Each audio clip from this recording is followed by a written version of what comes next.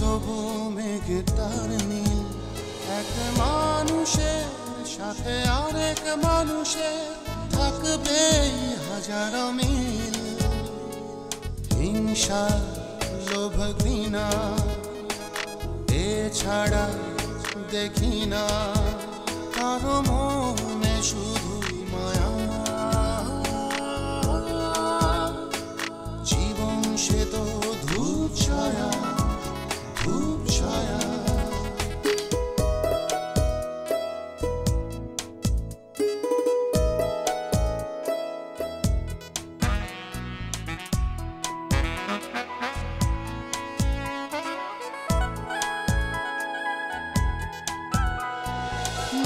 সাজে সুখ সুখ শত ভাবনাতে, স্বপ্নের নীল ঘরে যায় দিনে রাতে।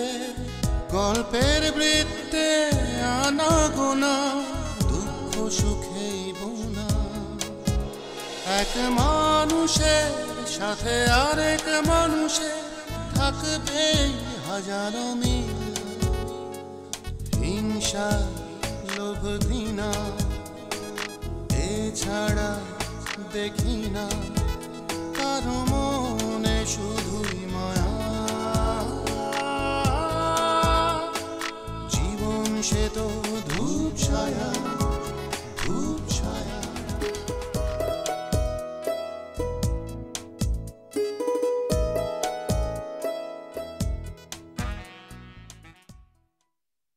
তুমি ডিভোর্স করবে কি না? তুমি করো। আমার বাসা যদি সমস্যা না থাকতো তাহলে আমিই করতাম। আমার একা বের হওয়াটা নিরাপদ না, তাই আমাকে একটু যাবার পথে নামিয়ে দিও। সম্ভব না, তুই সাফিনের সঙ্গে যা। আমার সঙ্গে কি করে যাবে? আমার কাছে তো আজকে গাড়ি নেই। দেয়াটা আমি দরকার মনে করেছি, নেয়া না নেয়া তোমার ব্যাপার। আচ্ছা মা, যেটা আপনি আমাকে দিতে চাচ্ছেন ওটা অতুলকে দিয়ে দেন। আর কতদিন সময় দিব বলেন?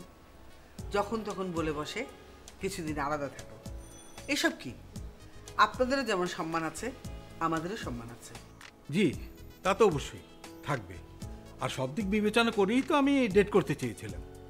সত্যি বোকা ভাই আমার, তোর নিজের জীবনের কোনো ঠিক ঠিকানা নেই। তিনি অন্যের সুখের আনন্দে আবার কাঁদ।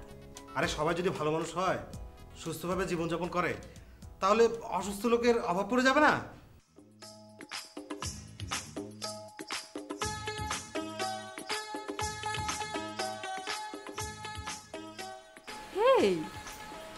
কি আশ্চর্য, তোমরা দুজন এখানে বসে কি করছো? রুমে যাও। না ভাবি, এতক্ষণ রুমে ছিলাম, আসলে ভালো লাগছিল না। জি ভাবি, সেই জন্য এখানে এলাম। আরে ছাদে যাও, কি সুন্দর জ্যোৎস্না, আজ তো মাঘী পূর্ণিমা। আমার ভয় লাগে। এই মেয়ে কি বলে? তোমার জ্যোৎস্না ভয় করে? হ্যাঁ। সত্যি? আগে তো কখনো শুনিনি। আমার কোন কথা তুমি আগে শুনতে চেয়েছো? এনিওয়ে, তোমাদের একটু বিরক্ত করি, মানে রিমির বিয়ে তো আর বেশি দিন বাকি নেই। তোমরা দুজন এবার একটু কাজে লেগে যাও প্লিজ। অবশ্যই ভাবি, যা বলবেন করবো। আমি আসি, তোমার ভাইয়া ডাকছে।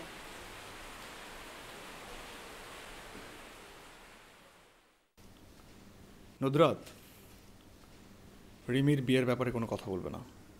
কেন? যা বললাম তাই করো। তুমি আমাকে বকা দিচ্ছ। না, বকা না, সাবধান করছি। তুমি অনেক ভালো। কে বলেছে? আমি। তুমি?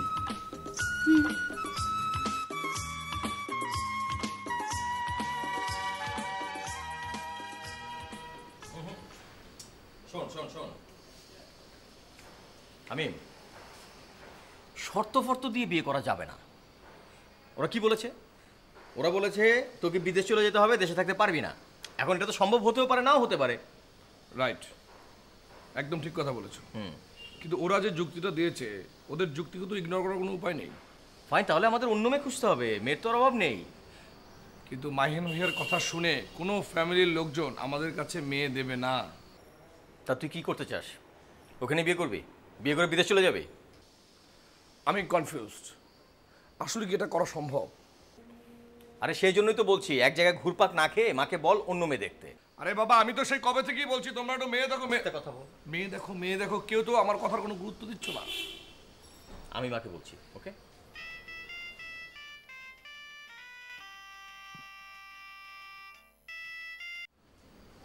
হ্যালো, কি অবস্থা তোমার? আমার অবস্থা ভালো না। কেন, কি হয়েছে আবার? তোমরা যে শর্ত দিচ্ছ সেটা আদৌ রাখা সম্ভব কিনা সেটা নিয়ে ভাবছি। ভাবো, ভেবে যদি কোনো উত্তর পাও তাহলে জানিও। জানাবো। তুমি কি নেটে বসেছো? হ্যাঁ বসবো। আচ্ছা আসো, আমি যাচ্ছি।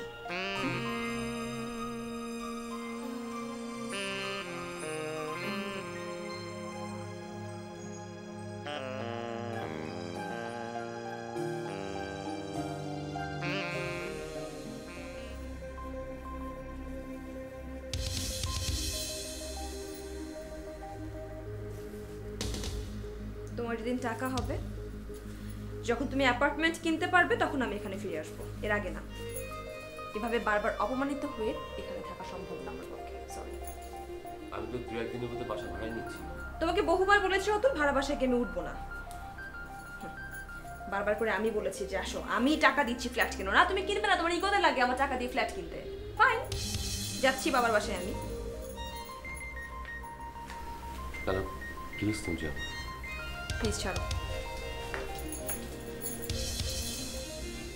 অতুল, ক্লারা কি হয়েছে? মা, আমি চলে যাচ্ছি, আমার বাসায় যাচ্ছি। আপনার ছেলে যেদিন অ্যাপার্টমেন্ট কিনবে সেদিন ফেরত আসবো। ও মা, তোমার কি কিছু বলার নেই? আমার যে বলার ছিল আমি তো বলেছি। আর কে শোনে আমার কথা? তুমি যদি তোমার ডিসিশনটা চেঞ্জ করলে আজকে আমার এই অবস্থা হতো না মা। তাহলে আমি তোমাকে যে প্রস্তাবটা প্রথমে দিয়েছিলাম সেটাতে এগ্রি করো। কি প্রস্তাব? সমান ভাগ, সব কিছু তোমার আর অপরাজিতার মধ্যে সমানভাবে ভাগ করে দেব।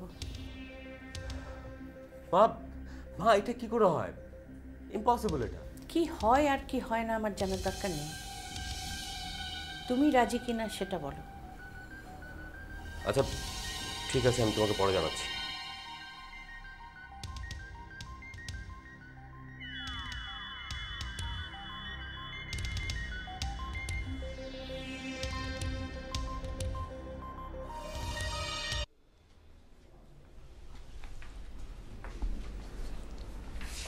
আমি যেভাবে বলেছি ও যদি সেটা মেনে নেয় তো ঠিক আছে, তা না হলে।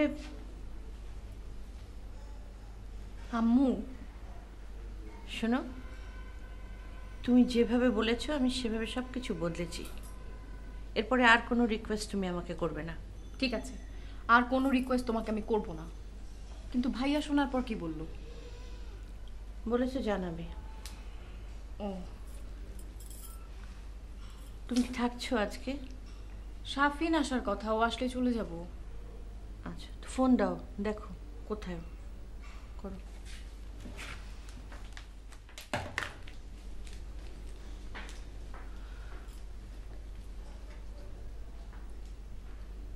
সাফিন, কোথায় তুমি?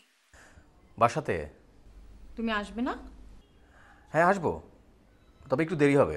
তুমি খেয়ে রেডি থেকো। ওমা, তুমি খাবে না? না, আমি বাসায় খেয়ে তারপর আসবো, কারণ কিছু বিষয় নিয়ে কথা বলতে হবে খাবার টেবিলে। সেটা সেরে তারপর আসবো। কি হয়েছে, নতুন কোনো প্রবলেম? না, ওই যে হামিমের বিয়ে নিয়ে কিছু কথা বলা দরকার। ও ঠিক আছে। আচ্ছা, শুনলাম মাহিন ভাই নাকি অ্যারেস্ট হয়েছে? না না, পুলিশ এসেছিল কিন্তু ভাইয়া পালিয়ে গেছে। ও, কে বললো তোমাকে? মায়ের সঙ্গে কথা হচ্ছিল, মা বলছিলেন পুলিশ এসেছিল, মাহিন ভাই পালিয়ে গেছে, তো হয়তো ধরা পড়ে যাবে। না না না, ধরা পড়েনি। মা ভুল বলেছে তোমাকে। ও,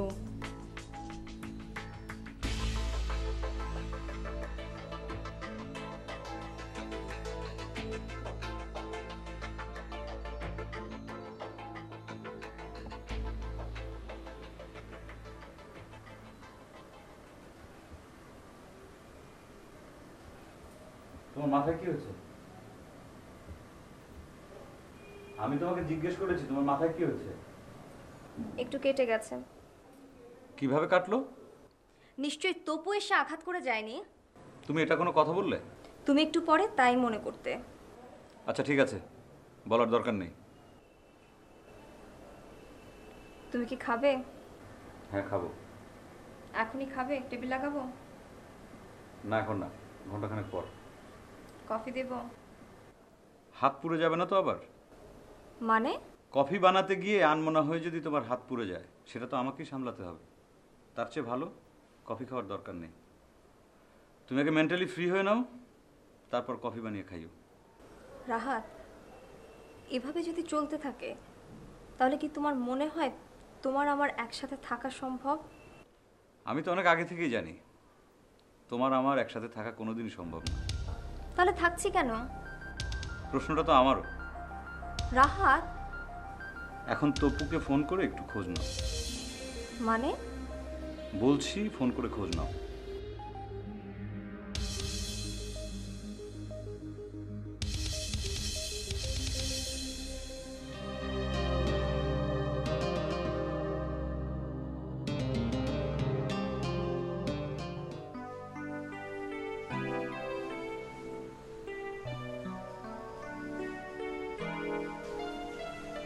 দেখ, তোর কথা আমি বুঝতে পেরেছি। আসলে এভাবে কোনো সম্পর্ক হয় না। আমি বেকার, দেশের বাইরে গেলেই বা ও করবে কি? বাবা, আমিও আসলে সব কিছু নিয়ে খুবই আপসেট। তোমরা ওর বিষয়টা দেখছো না কেন? আর কত দেখব? নুমাইরার সমস্যাটা তো অনেক বড় হয়ে আছে। কিন্তু হামিমের বিষয়টা তোমরা সেটেল করে দাও। যদি মনে করো এভাবে হবে না, তাহলে মেয়ে পক্ষকে সব কিছু জানিয়ে দাও, হামিমকেও জানিয়ে দাও। দেখছি। আরে বৌমার অবস্থা কি? আজকে যাবো ওকে নিয়ে আসতে।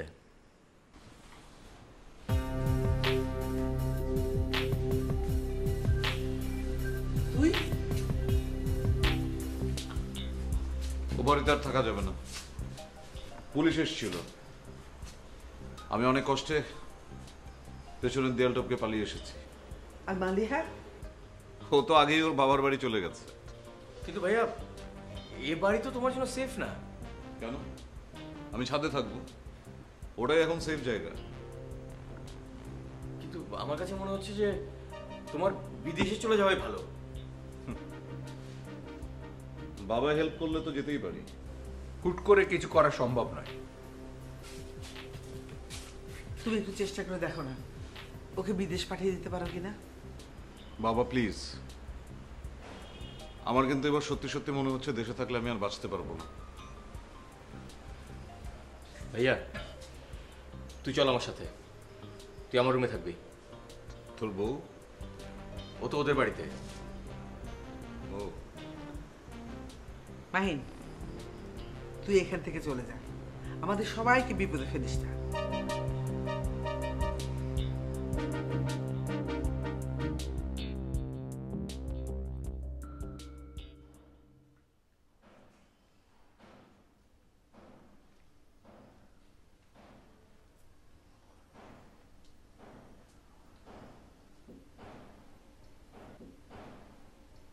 হ্যালো। হ্যালো। কোথায় তুমি? কটা বাজে খেয়াল করেছো? কখন আসবে তুমি? আজকে আর আসবো না। কেন? দেখো, তুমি রাগ করো না, একটা সমস্যা হয়েছে তাই। সমস্যাটা কি বলো? আর বলো না, ওই যে মাহিন ভাইয়া পুলিশের তাড়া খেয়ে বাসায় এসেছে, তাই নিয়ে ঝামেলা। ও, একজন অপরাধীকে হেল্প করার জন্য নিজের ওয়াইফকে সময় দিতে পারছো না। ভালো, বেশ ভালো। বিষয়টা কি এরকম ভেবো না প্লিজ। দেখো, মানুষের জীবনে এরকম সময় আসে, বিপদে পাশে থাকতে হয়। হ্যাঁ, সেটা যদি মানুষ হয়। প্লিজ অপরাজিতা, এভাবে বলো না।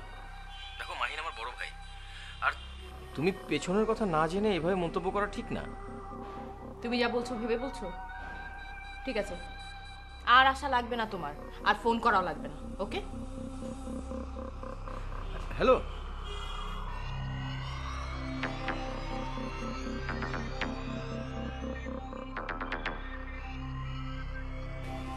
কিরে, তোরা কি বেরোচ্ছিস? হ্যাঁ। কখন ফিরবি? কখন? আমি বলতে পারছি না। কেন? না, রিমির বিষয়ে তুই কোনো কথা না বলতে চাইলেও এখন তো বলতেই হবে। ভাইয়া, আপনি চিন্তা করবেন না, ও অবশ্যই ওর মতামত দেবে। ভালো লাগলো তোমার কথা, তুমি কথা বলো। জি ভাইয়া, অবশ্যই বলবো। রুদ্রাত, এসব বিষয়ে তোমার ইনভলভ হওয়ার কোনো দরকার নেই। আমি ভাইয়ের সাথে কথা বলে নেব। আচ্ছা, আমি নুদ্রাতের সামনেই বলি, ও তো এখন আমাদের ফ্যামিলি মেম্বার। রিমির বিয়েতে তো টাকা পয়সা লাগবে, সেখানে তোর কন্ট্রিবিউশন দরকার। ভাইয়া, আমি কোনো কন্ট্রিবিউট করতে পারবো না। কিন্তু করতে তো হবেই। সম্ভব না। আচ্ছা ঠিক আছে, তুই ঘুরে আয়, তোর সাথে আমি পরে কথা বলবো, কিভাবে সম্ভব সেটা বলবো। যা আসো।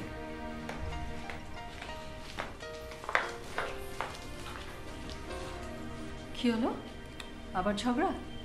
না মানে, যে রিমির বিয়েতে যে খরচ হবে, আমি ওকে বললাম কিছু টাকা দিতে, ও তো বলছে পারবে না। তুমি এত টাকা কোথায় পাবে? আমি তো একটা মহা বিপদে পড়লাম।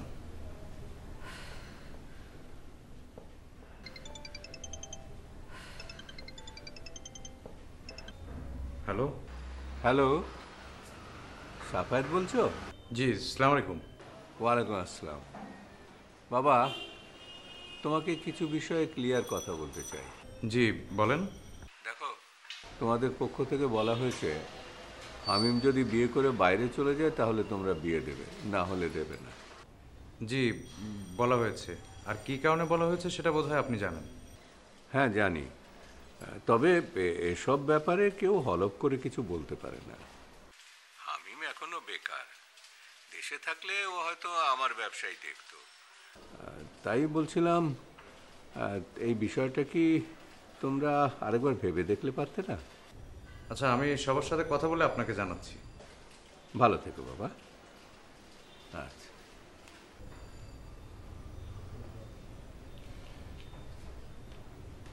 কি হলো?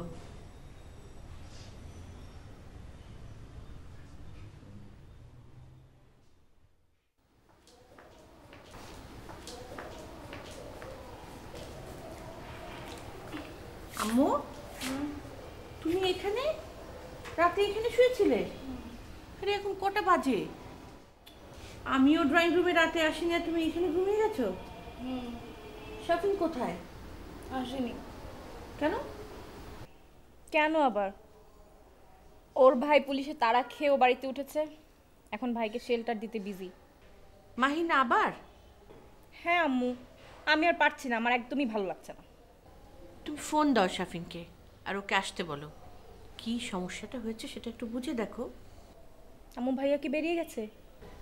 না, রুমে আছে। তোমার প্রপোজালটা কি ভাইয়া অ্যাকসেপ্ট করেছে? না, এখনো জানায়নি। দেখি কি হয়। তুমি ওঠো, উঠে ফ্রেশ হও, আমি তোমার নাস্তা দিচ্ছি।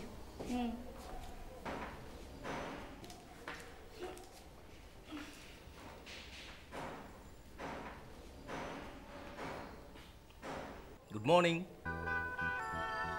তোমাকে না মানা করেছি এখানে আসতে? আমি তোমার সাথে কোনো কথা বলবো না। আচ্ছা ঠিক আছে, কোনো কথা বলো না, কিন্তু সব কিছু ঠিকঠাক আছে। তোমাদের জন্য হয়তো ঠিক আছে, আমার কাছে কিচ্ছু ঠিক নেই। আচ্ছা শোনো, চলো চলো। প্রশ্নই ওঠে না। আমি জানি আমার বেবিটা আমার উপর অনেক রেগে আছে, কিন্তু একটা কথা শোনো। একটা কথা বলবে না। বলবো না? না। ওকে চুপ, আমি আর কোনো কথা বলবো না, আমি এখানে এভাবে বসে থাকবো। ইচ্ছা, তোমার ইচ্ছা, তুমি বসে থাকতেই পারো, কিন্তু আমি তোমার সাথে যাব না।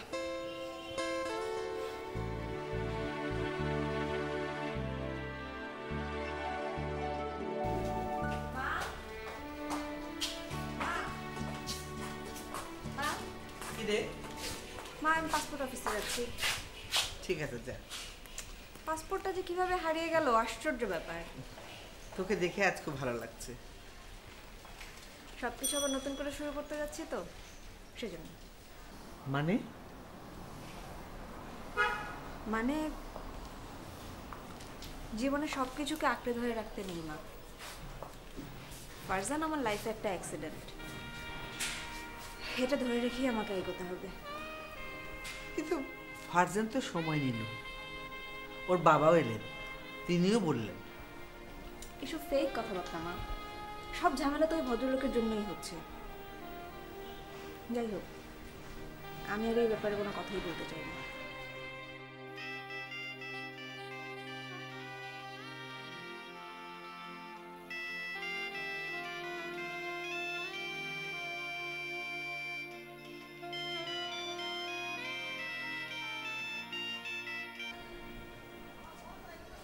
হ্যালো, কে? আমার নাম্বারটা ডিলিট করে ফেলেছো নাকি? হুম। রাগ কমেনি? অনেক বেশি রাগ, তাই না? আমি রেগে নেই, একদম ঠিক আছি। ফাইন, তাহলে তো তোমার সাথে দেখা করা যায়। সরি ফারজান, তোমার সাথে কথা বলতেই আমার রুচি হয় না, দেখা করা তো অনেক দূরের ব্যাপার। ওকে ফাইন, তবে বলবো যদি সম্ভব হয় দেখা করো, দরকার আছে। রাখছি।